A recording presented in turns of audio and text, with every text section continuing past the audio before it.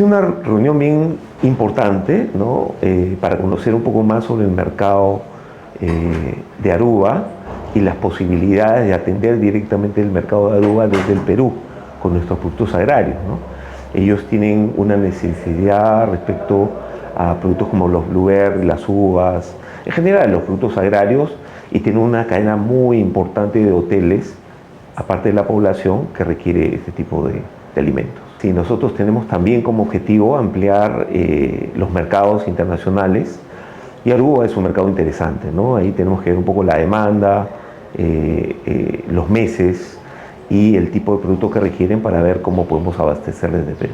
Sí, el comercio internacional tiene una serie de ventajas por las nuevas tecnologías, nuevas rutas, etcétera, pero también tiene algunas problemáticas que podemos superar, ¿no? Todo va a depender de las necesidades, del volumen y de las capacidades que requieran, ¿no? Por cada temporada.